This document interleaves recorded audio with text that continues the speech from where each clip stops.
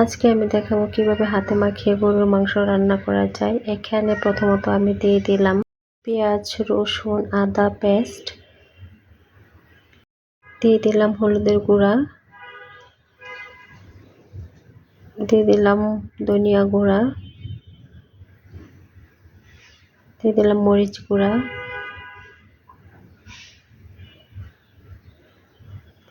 এখানে দিয়ে দিলাম জিরা গুঁড়া।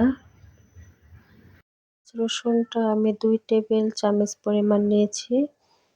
এখানে কিছু গরম মশলা অ্যাড করে দিচ্ছি। এখানে আমি নিয়েছি লং, এলাচ, জয়ফল, কিছু তেজপাতা, দারচিনি, দিয়ে দিচ্ছি পেঁয়াজ কুচি, তারপর দিয়ে দিলাম সরিষার তেল। এবার আমি কিছু সয়াবিন তেলও অ্যাড করে নিয়েছি। এবার দিয়ে দিলাম পরিমাণ মতো লবণ। তারপর আমি সব উপকরণ দেওয়া শেষ হয়ে গেলে এবার আমি সব মাংসর সাথে মিক্সড করব।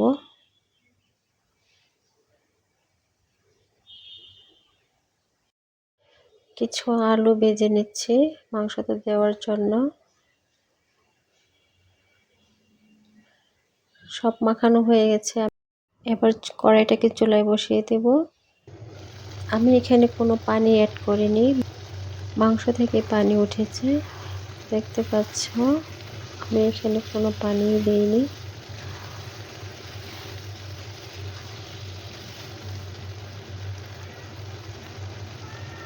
এবার মাংসের পানিটা শুকিয়ে এসেছে, আমি এখানে কিছু পানি অ্যাড করে নিব।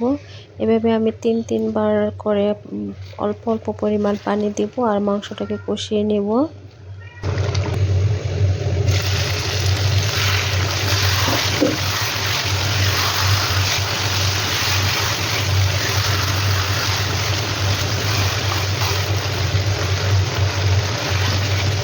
আমার মাংস কষানো হয়ে গেছে। এবার লাস্ট কষানোর সময় ভেজে রাখা আলুগুলো অ্যাড করে দিয়েছি।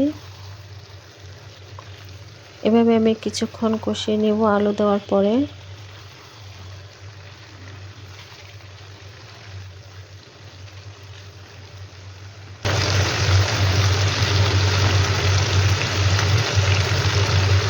আলু দেওয়ার পরে মাংসটাকে আমি আবার ঢেকে কষিয়ে নিচ্ছি।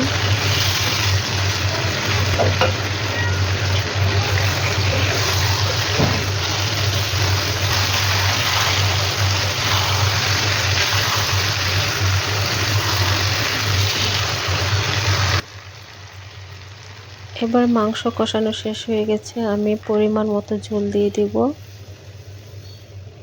আমি 2 কাপ পরিমাণ ঝোল দিয়ে দিলাম।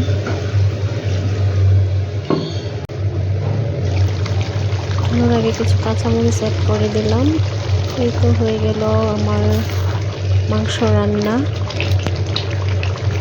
অবশ্যই সবাই এইভাবে ট্রাই করবেন।